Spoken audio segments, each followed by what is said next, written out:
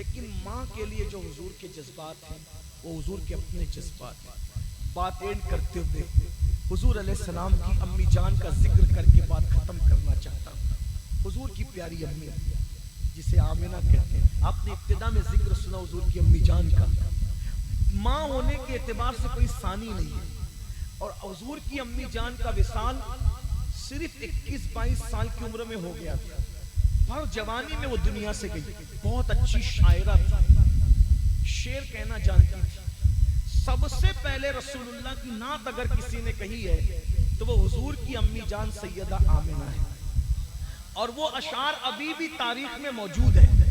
سیدہ آمنہ 6 سال رسول اللہ کی عمر تھی, اپنے شہزادے سے کہتی ہے بیٹا تم نے اپنے بابا کو تو نہیں دیکھا, چلو میں تمہیں تمہارے بابا کی قبر کی زیارت کرا کے لاتی ہوں. یعنی اللہ کے رسول علیہ السلام کا سب سے پہلا سفر اگر 6 سال کی عمر میں ہوا ہے تو کہاں کے لیے ہوا ہے؟ مدینہ منورہ کے لیے ہوا ہے. اس وقت تک وہ مدینہ نہیں تھا بلکہ اس کو یثرب کہا جاتا تھا, اور ان کے والد کا مزار سرکار عبداللہ کا مزار مدینہ منورہ میں ہی تھا. تجارت کے لیے گئے تھے, واپس آ رہے تھے, بیمار ہوئے, وہیں رکے اپنے ننیال میں اور وہیں پر انتقال ہو گیا.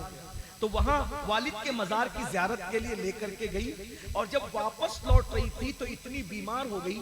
3 لوگ تھے قافلے میں, ام ایمن, سرکار آمنہ اور ہمارے آقا. حضور کی عمر صرف 6 سال کی. ام ایمن حضرت عبداللہ کی کنیز تھی جو حضرت عبداللہ کے بعد حضرت آمنہ کی خدمت میں آ گئی تھی. یہ 3 رکنی قافلہ مکے کی طرف جا رہا تھا. ایسے میں سرکار آمنہ کی طبیعت زیادہ علیل ہوئی. شوہر کے صدمے میں جب بیمار ہوئی تو ام ایمن سے کہا ام ایمن اب میں بہت دیر تک کے نہیں چل سکوں گی, اس لیے ایک کام کرو کہیں رک جاؤ, میرے اندر ہمت نہیں ہے چلنے کی. تو ام ایمن نے کہا سرکار یہ ایک چھوٹا سا ٹیلا ہے, یہیں پر رستے سے ہٹ کر کے رک جاتے ہیں. ابھی بھی وہ چھوٹا سا ٹیلا موجود ہے دنیا کے اندر. رستے سے ہٹ کر کے اس ٹیلے پر چڑھے, سواری کو چڑھایا اور اینٹ کا سرہانہ بنا کر اور ایک چادر بچھا کر حضور کی امی جان سیدہ آمنہ کو لٹا دیا. حضور اپنی امی کو بیمار دیکھ کر 6 سال کی عمر میں بہت پریشان ہوئے اور ماں کے سینے کے قریب بیٹھ گئے. جب ماں کے سینے کے قریب بیٹھے تو حضور کی امی جان حضور کو دیکھ رہی تھی اور رو رہی تھی. یہ حضور علیہ السلام کی اپنی ماں سے آخری ملاقات ہے, حضور علیہ السلام کی اپنی امی سے آخری ملاقات ہے. سرکار آمنہ لیٹی ہوئی ہے, حضور سینے کے پاس بیٹھے ہوئے ہیں. حضور ماں کو دیکھتے ہیں رو رہے ہیں اور ان کی امی ان کو دیکھ کر رو رہی ہے, کیونکہ بچوں کی یہ عادت ہوتی ہے جب ماں روتی ہے تو بچے بھی رو پڑتے ہیں. آپ کے بچپنے میں بھی ایسا ہوتا ہوگا, ماں کو دیکھ کر کے ہم بھی روئے ہیں. کسی میت میں ماں رو رہی ہے, کون مرا کون نہیں مرا ہمیں نہیں پتا, ماں رو رہی ہے تو ہمیں بھی رونا آیا ہے. جب ماں روئی ہے تو ہمیں بھی بچپن میں رونا آیا. حضور ماں کو دیکھ کر کے رو رہے ہیں. ماں کیوں رو رہی ہے ماں جانتی ہے, حضور رو رہے ہیں ماں کو دیکھ کر کے, لیکن ماں اس لیے رو رہی ہے کہ میرے بیٹے کا یہ آخری دیدار ہے, اس کے بعد اب میں ان کو کبھی نہیں دیکھ سکوں گی. اور اس کے بعد حضور کو دیکھتے دیکھتے نعت کہہ رہی ہے. نعت کے اشعار امام قسطلانی جیسے بزرگوں نے ابھی اپنی کتابوں میں لکھا, ابھی بھی موجود ہے.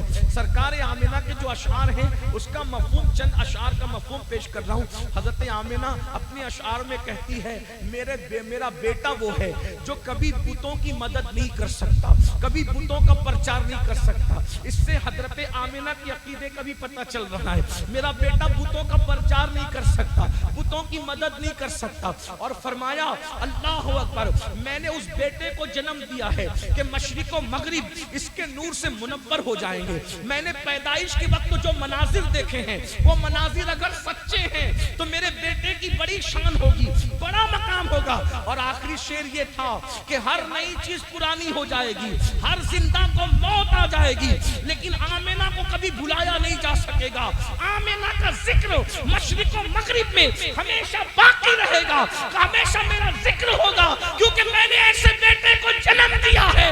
اس میرے بیٹے کی وجہ سے ہر لوگ میرا ذکر کریں گے, ہر انسان میرا ذکر کرے گا. اے ابوا کی ملکہ, اس محفل پہ توجہ کر کے دیکھ لے, آج کسی کی ماں کا ذکر ہو نہ ہو, اے سرکار آمنہ تمہارا ذکر ہو رہا ہے, اس لیے کہ تم نے ہمیں وہ شہزادہ عطا کیا ہے, وہ بادشاہ عطا کیا ہے جس نے ہمارے ماں باپ کی عظمت ہمیں سکھائی ہے, ہمارے ماں باپ کا مقام ہمیں سکھایا ہے. سرکار آمنہ رضی اللہ تبارک و تعالی عنہ و سلام اللہ علیہا یہ اشعار پڑھتی ہے, اور آخری ہچکی آتی ہے اور سرکار آمنہ کی آنکھیں بند ہو جاتی ہیں. آخری ہچکی آتی ہے اور ان کی آنکھیں بند ہو جاتی. جیسی آنکھیں بند ہوئی حضور نے پہلی مرتبہ اپنے سامنے کسی کو دنیا سے جاتے دیکھا تھا. یہ پہلا حادثہ تھا کسی کو دنیا سے, اور وہ بھی کس کو دیکھا؟ ماں کو. کوئی نہیں ہے, پورے جنگل میں حضور اکیلے ہیں اور ایک کنیز ہے, اور ماں کو آخری ہچکی آ رہی ہے اور ماں آنکھیں بند کر لیتی ہے. حضور اپنی ماں کے سینے پہ ہاتھ رکھ کے ہلاتے ہیں, امی امی جو تم پڑھ رہی تھی یہ پھر پڑھو. حضور بہت معصومیت کے ساتھ ماں کو ہلا کے کہتے ہیں, ماں ابھی جو تم پڑھ رہی تھی, جو نعت کے اشعار پڑھ, ابھی پھر پڑھو. اتنا کہنا تھا, ام ایمن نے حضور کو سینے سے چمٹا لیا اور کہا, بیٹا جو دنیا سے چلے جاتے ہیں وہ بولا نہیں کرتے. یہ تو اللہ کی حکمت تھی, یہ اللہ کی حکمت تھی کہ ابھی پردہ منظور تھا, ورنہ اگر دوسری مرتبہ حضور کہہ دیتے تو دنیا دیکھ لیتی کہ میرے نبی کی امی بول پڑتی. لیکن یہ اللہ کی حکمت کی پردہ منظور تھا.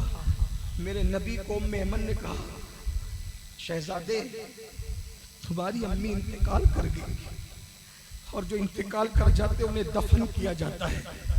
میری قوم کے جوانوں, اگر یقیناً حضور سے عشق ہے, حضور سے محبت ہے, تو یہ حضور کی امی کی داستان ہے. آقا علیہ السلام نے ام ایمن سے کہا, جب دنیا سے چلے جاتے تو دفن کرنا ہوتا ہے, ہاں ہمیں قبر کھودنی ہے. ام ایمن کے ساتھ مل کر میرے نبی نے اپنی ماں کے لیے اپنے ہاتھوں سے قبر کھودی. اور المختصر یہ کہ جب قبر کھودی ہے, ماں کو خود ہی قبر میں اتر کر کے دفن کیا ہے, اور دفن کرنے کے بعد جب مٹی برابر کی تو ام ایمن نے کہا, چلو, کیونکہ تمہاری امی نے کہا تھا کہ میرے اس بیٹے کو, میری ضمانت کو صحیح سلامت اس کے دادا تک پہنچا دیں. ام ایمن نے کہا, چلو اب ہمیں مکہ جانا ہے. تو سرکار نے کہا, ام ایمن میری امی, ننھے بچے ماں کے بغیر نہیں رہتے نا. تو 6 سال کے میرے آقا تھے. جب ام ایمن نے کہا چلو ہم مکے جائیں گے, کہا ام ایمن میری امی. جب کہا میری امی, تو ام ایمن نے کہا, اب تمہاری امی مکہ نہیں آئے گی, وہ یہیں رہے گی. ہاتھ چھڑایا, پھر ٹیلے کی طرف گئے. ہاتھ چھڑایا, جس ٹیلے پر حضور کی امی کا مزار تھا, پھر ٹیلے کی طرف گئے. اور ٹیلے کی طرف جانے کے بعد ام ایمن کہتی ہے, جب میں دوڑ کر گئی تو کیا دیکھا کہ ماں کی قبر سے لپٹے ہیں اور رو رہے ہیں, لپٹ کر رو رہے ہیں. جو میں نے سنا بس اتنے جملے تھے, امی تمہیں تو پتا ہے نا کہ تمہارے سوا میرا دنیا میں کوئی نہیں, تم بھی چھوڑ کر چلی گئی.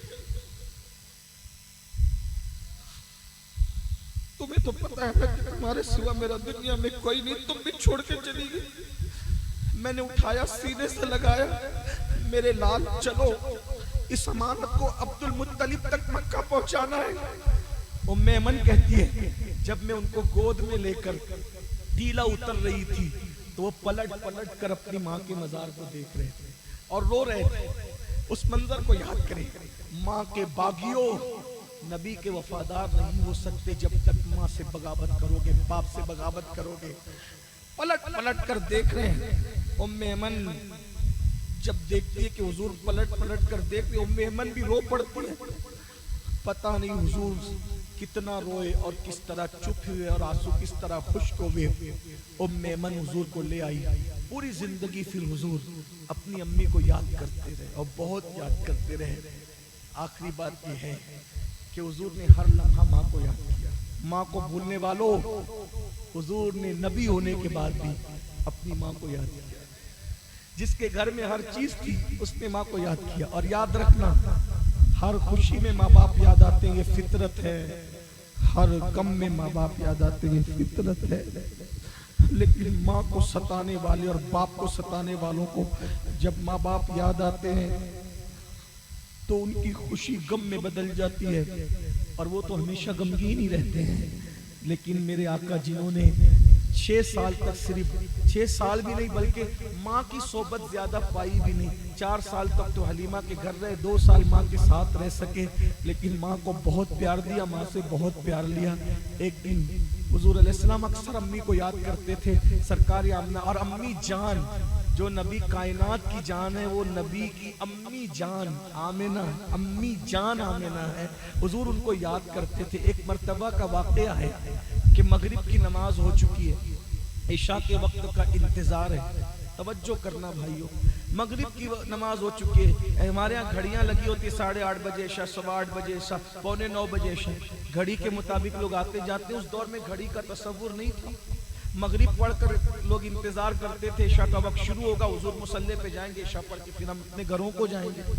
مغرب ہو چکی ہے, عشاء کا انتظار ہو رہا ہے. لوگ مسجد میں بیٹھے, جانے والے جا چکے, آنے والوں کا انتظار ہے. حضور مسجد میں بیٹھے. مسجد میں بیٹھے بیٹھے اچانک صحابہ کی عادت تھی, جب بھی حضور مسجد میں بیٹھے ہوتے, کہیں بیٹھے ہوتے, صحابہ حضور کو تکتے رہتے تھے, کیونکہ جانتے تھے حضور کو دیکھنے سے بڑی کوئی عبادت نہیں ہے. کروڑوں سال کی عبادت وہ مقام نہیں رکھتی جو حضور کو ایک لمحہ دیکھنا اہمیت رکھتا ہے, کیونکہ حضور کو دیکھنے سے صحابی بنتا ہے. کروڑوں سال کی عبادت سے کون کیا بنتا ہے, اللہ اکبر. تو صحابہ حضور کو دیکھتے رہتے تھے.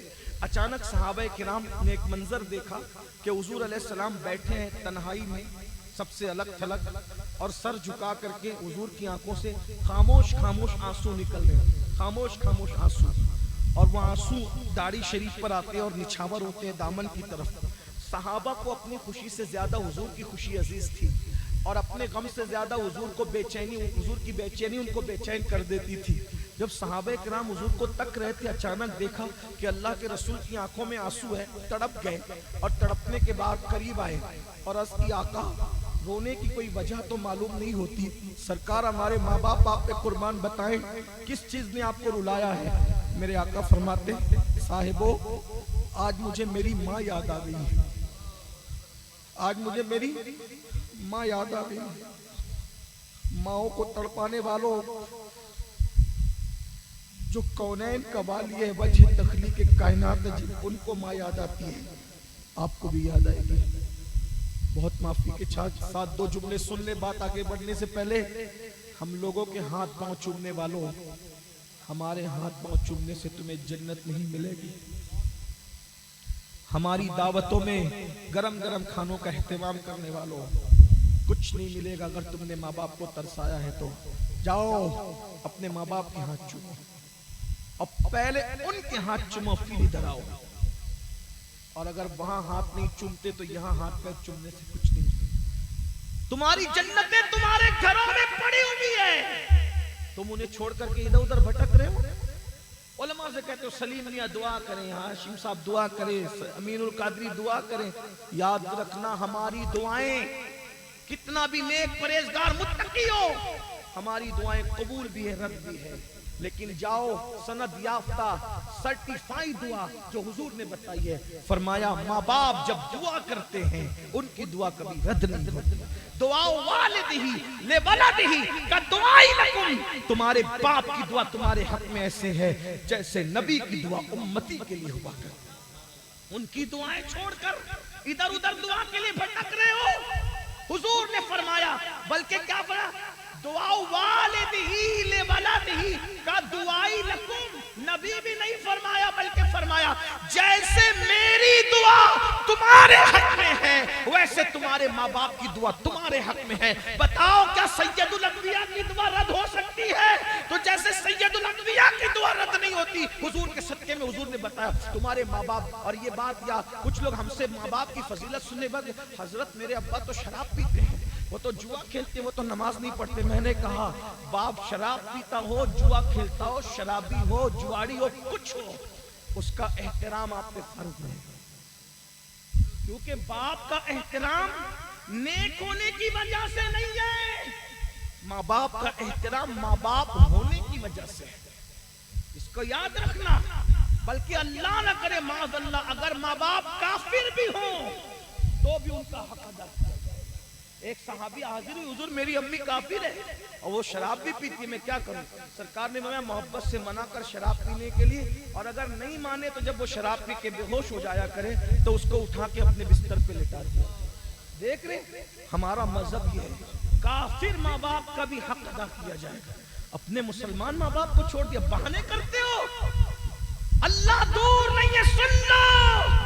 ماں باپ کو تکلیف پہنچانے والے جس دن تم ماں باپ بنو گے، آج جتنا ستا رہے ہو اس سے زیادہ ستائے جاؤ گے۔ بد دعا کے طور پہ نہیں کہہ رہا ہوں، یہ حدیث پاک کا مفہوم ہے۔ اگر مار رہے ہو تو مار کھاؤ گے، اور یہ بھی سن لو، ایک مار رہے ہو 2 تماچے کھانے کے لیے تیار رہنا۔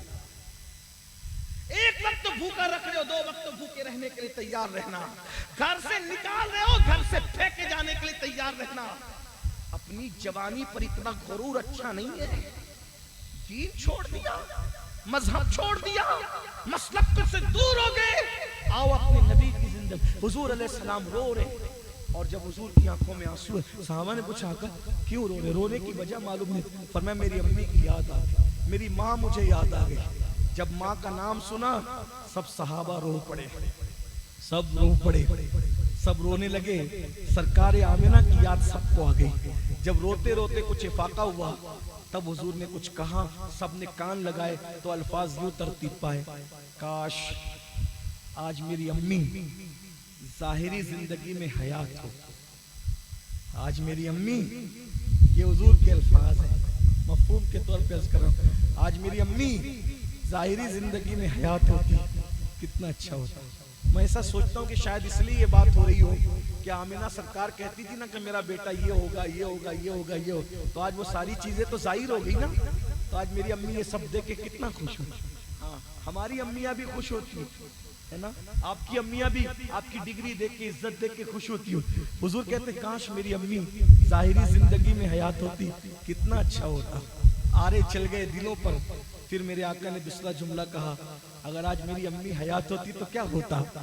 تب صحابہ کرام نے سوالیہ نگاہوں سے حضور کے چہرے پہ دیکھا، حضور کیا ہوتا؟ سرکار فرماتے ہیں میں تمہیں عشاء کی نماز پڑھا رہا ہوتا، میں تمہیں عشاء کی نماز پڑھا رہا ہوتا اور میری امی کو میری ضرورت پڑ جاتی، ہائے ہائے، میں تمہیں عشاء کی نماز پڑھا رہا ہوتا، نبی کی نماز ہے، پڑھ نہیں پڑھا رہا ہوتا، اور میری امی کو میری ضرورت پڑ جاتی، میری امی مجھے پکارتی میرے بیٹے محمد ادھر آؤ۔ حالانکہ اس لہجے میں حضور کو کوئی پکار نہیں سکتا، لیکن آقا فرما رہے کاش، مفہوم کے طور پہ اس کرو، کاش میری امی جب میں نماز پڑھا رہا ہوتا ان کو میری ضرورت پیش آتی، وہ مجھے آواز دیتی میرے بیٹے محمد ادھر آؤ۔ صحابہ کرام نے حیرت سے دیکھا، سرکار فرماتے میں ماں کی آواز سنتا نماز چھوڑ دیتا، ماں کی آواز سنتا نماز چھوڑ دیتا، اور نماز چھوڑ کر لبیک لبیک، ماں کو لبیک کہتے ہیں، لبیک لبیک کہتے ہوئے، لبیک یا امی، اے میری ماں میں حاضر ہوں، یہ کہہ کر نماز چھوڑ کر میں اپنی ماں کی بارگاہ میں حاضر ہو جاتا۔ بتاؤ احترام انسانیت کانفرنس کرنے والوں، محسن انسانیت نے ماں کا کیا احترام سکھایا۔ آج گھر گھر میں ماؤں کی آنکھوں میں آنسو ہے۔ میں بات آخری میں یہ عرض کر دوں، اس لیے کہ مجھے کہنے کی عادت ہے، نہیں کہتا تو میں بے چین رہتا ہوں۔ میں مذہبی لوگوں میں بھی ماں باپ کا وہ احترام نہیں دیکھ رہا ہوں جو اللہ کے رسول نے حکم دیا تھا۔ مذہبی لوگ بھی ماں باپ کو بس اتنا ہی پالتے ہیں، روٹی دے دو، کپڑا دے دو، مکان دے دو، باقی کوئی عزت نہیں ہے۔ بھائیو روٹی تو لوگ کتے کو بھی دے دیتے ہیں، روٹی اور کپڑا تو لوگ نوکروں کو بھی دے دیتے ہیں۔ ماں باپ کو کیسے رکھنا چاہیے؟ سیدی اعلیٰ حضرت امام احمد رضا نے لکھا، فرماتے ہیں ماں باپ کو بادشاہوں کی طرح رکھو اور ان سے بات کرنے سے پہلے اجازت لو، جب وہ اجازت دے دیا کریں تو اس طرح بات کیا کرو جیسے کوئی غلام اپنے آقا سے بات کرتا ہے۔ اور حدیث میں آیا ہے اپنے ماں باپ کے سامنے اوف اوف بھی نہ، فلا تقل لہما اوف ولا تنہرہما، نہ ان کے سامنے اوف بھی मत कहो, उनके सामने उफ भी मत कहो। अल्लाह अकबर। वला तकुल लहुमा उफ, उनके सामने उफ भी मत कहो। वला तनहरहुमा, और उनको झिड़को नहीं, मत झिड़को। तो और कब? जब वो बूढ़े हो जाएं, क्योंकि बूढ़े हो जाने पर इंसान की आदत होती है एक बात को 4 बार कहने की, बकबक करने की आदत पड़ जाती है। कुरान कह रहा है जब बूढ़े हो जाएं, यानी बकबक करने की आदत पड़ जाए, बेबात की बात करने लगे, बेमौका बात करने लगे, उठपटांग हरकत करने लगे, कुछ का कुछ करने लगे, तुम पे गिरा गुजरे, फिर भी उनको उफ मत कहो, उनको झिड़को मत, बल्कि क्या फरमाया? उनके लिए अपनी बाहें बिछा दो, उनके लिए अपनी बाहें बिछा दो। भाइयों, ये बात कुछ तकरीर याद न रहे, याद रहे या न याद रहे, एक बात याद रखना, हजारों साल की इबादत की मेहनत आपको वहां नहीं पहुंचा सकती जहां माँ बाप की दुआ आपको पहुंचा सकती। अगर आप थक नहीं गए, सिर्फ एक रिवायत पढ़ रहा हूं और बात पूरी करता हूं। एक बार हजरत मूसा कलीम ने पूछा अल्लाह से, ए अल्लाह, जन्नत में मेरा पड़ोसी कौन हो? तवज्जो, बात पूरी हो रही है, पूरी हो चुकी, लेकिन आपके शौक को देखकर मुझे याद आया। बहुत अच्छे से सुनते हैं रुद्रपुर वाले, माशाल्लाह, अल्लाह आपको सलामत रखे, ये आपके उलमा की तरबियत है। मूसा अलैहिस्सलाम ने पूछा मेरा पड़ोसी जन्नत में कौन होगा? अल्लाह की तरफ से जवाब आया, एक कसाई है, कसाई, कसाब, गोश्त फरोश, गोश्त बेचने वाले, वो तुम्हारा पड़ोसी जन्नत। अगर कसाब बिरादरी के लोग यहाँ मौजूद हो, बुरा मत मानना। आदमी असल में क्या होता है ना, पेशे की वजह से बेबाक होता है। जैसे जो खेती करते हैं वो नरम दिल होते हैं, इसी तरह से जो लोग जानवरों का धंधा करते हैं थोड़ा वो बोलते ज्यादा है। एक कारोबार इंसान को, जो लोहे का कारोबार करते हैं वो सख्त दिल होते हैं, यानी कारोबार का असर। ऐसी गोश्त बेचने वाला भी, चूंकि लोग उसको इतना सताते हैं, वो थोड़ा सख्त दिल और जरा जबान का तेज हो जाता है। लोगों के वो फितरी तौर पे ऐसे नहीं होते, लोग सताते हैं, जरा हड्डी कम डाल, चिचड़ा मत डाल, यहाँ का गोश्त दे, वहाँ का गोश्त दे। वो कितनों को देगा? 2 राने कितनों को देगा? 2 दस्ते कितनों को? सब उसको सताते हैं, तो वो तेज हो जाता है, सख्त हो जाता है गोश्त बेचने वाले। हजरत मूसा को हैरत हुई, या अल्लाह, कलीम जैसा पैगंबर है और उसका पड़ोसी और साथी जन्नत में कौन? कसाई, कसाब। ये तो उसकी अता है ना, इसकी अता है, जिसको जो चाहे अता करे। लेकिन जब सुना तो हैरत हुई, कसाई नबी का पड़ोसी। भाई आलिम होता, तहज्जुद गुजार होता, ये होता, वो होता, वो होता, अलग बात थी, लेकिन कसाब और सिर्फ कसाब। तो अर्ज कर दी, मिलना चाहता हूं, मिलना चाहता हूं, रात तक पहुंच तो सकूं, कसाब मेरा पड़ोसी कैसे बन गया? हजरत मूसा गए, अल्लाह ने बताया वो गोश्त तो बेच रहा था, सुबह से दोपहर तक देखा मच सब चल रही है, ले दे चल रही है, और लोग आते हैं, बातें करते हैं, वो भी बातें करते हैं, बड़ा तेज मिजाज है। सोचा यार ये कैसा मेरा पड़ोसी। फिर जब वो सब समेटने लगा तो गए और कहने लगे कि मैं मुसाफिर हूँ, मैं आपके साथ कुछ वक्त गुजारना चाहता हूँ। उसने कहा चलो। ले गया घर, गोश्त ले गया, पकाया। पकाने के बाद एक टोकरा लटक रहा था, उस टोकरे को उसने उतारा, और उतारने के बाद पहले उसने खाने में रोटी चूरी, टुकड़े किए, नरम किए, और नरम करके जब वो नरम हो गया तो फिर उसने उस नरम लुकमा उस टोकरे में डाला। जब टोकरे में डाला तो टोकरे से आवाज आई, अल्लाह मेरा बेटा मेरी बड़ी खिदमत करता है, तू इसको जन्नत में हजरत मूसा का पड़ोसी बना दे। मेरा बेटा मेरी बड़ी खिदमत करता है, तू हजरत मूसा का इसको जन्नत में पड़ोसी बना दे। क्या हुआ? हजरत मूसा समझ गए इसका कोई अमल नहीं है, सिर्फ इसकी माँ की दुआ की बरकत है कि अल्लाह तबारक व तआला ने हजरत मूसा का इसको जन्नत में पड़ोसी। अब बताओ भाई, जब माँ की दुआ से ऐसे अक्कड़बाज आदमी को موسیٰ علیہ السلام کا جنت میں پڑوس مل سکتا ہے تو ماں کی دعا سے ہمیں روزی کیوں نہیں مل سکتی؟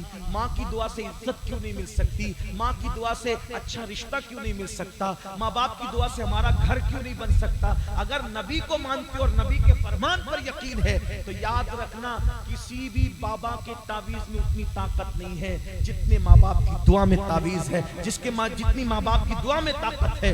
کسی وظیفہ کوئی اتنا پاورفل نہیں ہے جتنا پاورفل ماں باپ کی دعا ہے۔ لیکن ایک بات کہوں، ایک ہوتا ہے دعا کروانا، ایک ہوتا ہے دعا لینا۔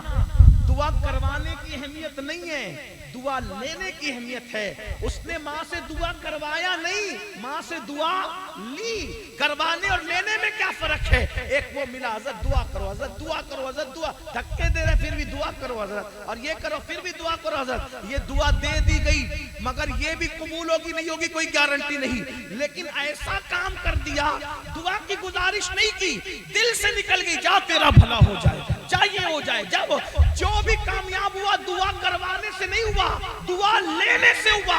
غریب نواز نے سب بچے پتھر مار رہے تھے، مجذوب کو باغ میں بلایا اور بلا کر انگور کھلایا، دل سے دعا نکلی، جا اللہ تجھے مقام عطا کرے۔ غوث پاک کو غوث پاک کے دو ساتھیوں نے اس کتب کا امتحان لیا۔ ایسا سوال پوچھوں گا جواب نہیں دے سکیں گے، میں بھی کچھ پوچھوں گا بولو یہ، لیکن غوث پاک نے کہا ارے ہم تو صرف ادب کے ساتھ جا کر بیٹھیں گے۔ اس کتب کے دل سے دعا نکلی، تو نے میرا ادب کیا، جا ایک وقت آئے گا کہ تو بغداد کے منبر پہ بیٹھ کر کہے گا میرا یہ قدم ہر ولی کی گردن پر ہے اور سب تیرے آگے گردن جھکا دیں گے۔ اس طرح بے شمار مثالیں ہیں۔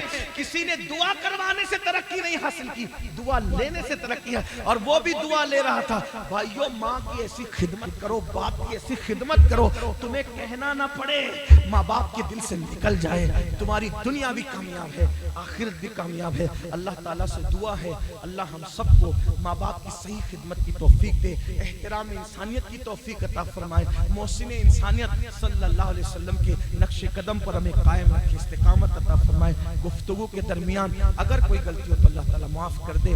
استغفر اللہ ربی من کل ذنب واتوب الیہ وما علینا الا البلاغ۔ السلام علیکم ورحمۃ اللہ۔ کھڑے ہو جائیں۔